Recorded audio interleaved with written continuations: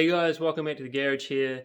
We're going to do a how-to on checking your fuel system pressure using some basic tools that we've got from Amazon or Trade Me or wherever you're getting your parts. This applies to all cars running low pressure fuel pump to a fuel rail. If you're a high pressure like diesel or something, this doesn't apply.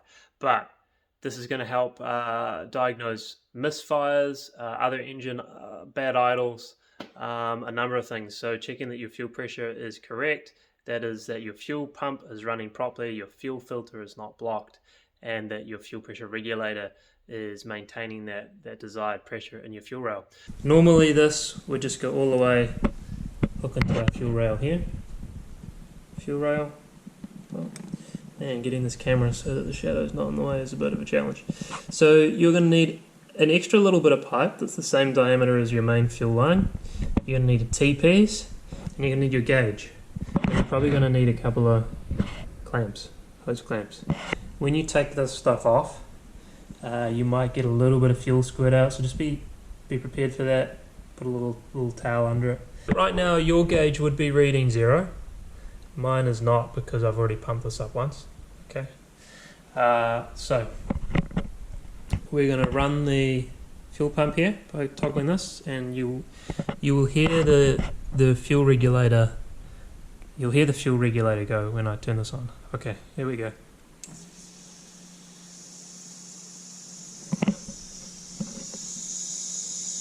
That's it, just bleeding system pressure, and we're reaching just over 3 bar, 3.1. Okay, and I'll turn it off. It should hold. So there's two things we're checking here. One is, what is the pressure when the fuel pump is running? Okay, and 2, what is the fuel pressure when the pump stops? Because your car should hold pressure, so that when you next start it up, it's not having to pump pressure and pump the whole system up again. So on the E30, on this particular car, the 325, our fuel pressure should be 3 bar plus or minus 0.05. I don't completely trust this gauge because it's cheap. It even says transmission and oil pressure gauge on it. It doesn't even say fuel pressure gauge. So I'm going to say that 3.1, it's working to spec. If your fuel pressure is too high, it doesn't automatically mean that your fuel pressure regulator is broken. There could be a debris in your return line. So this is, you can't really see this. This sits on top of the fuel rail. So the fuel comes into the pressure regulator. All pressure regulators work on a similar principle, but in modern cars these might be somewhere else, like it might even be in your gas tank. The fuel comes up into the regulator and then it spits out the excess fuel. So the pump's feeding this like 6 or 7 bar, and it's going, no thank you, that's too much, I'm going to send what I don't need back to the tank. Okay, that's this line here. If this line here is blocked, like it's got a kink in it somewhere, and this will run all the way flexible, and then it'll probably go into a hard line. It might still be flexible all the way to your tank. If that's blocked, that's what could be causing your fuel pressure to be too high.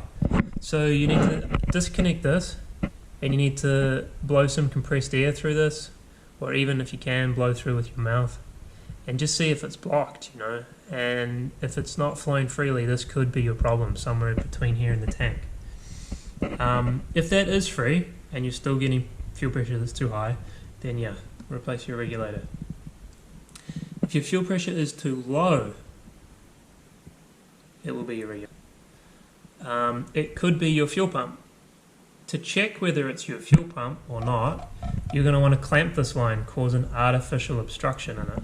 And when you do that with your fuel pump running, you should see this pressure surge. So we have our fuel pump running, and I'm just gonna get some pliers here, and I'm just gonna start to clamp this fuel hose, okay, and watch what happens.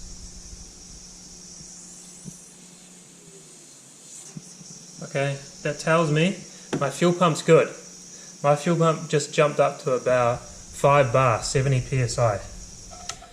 So if I was getting low fuel pressure without clamping that hose, it would mean the fuel pressure regulator is bad. If when you clamp this outlet hose, the pressure doesn't increase, it means your pump is bad. So don't bother replacing this, replace your pump.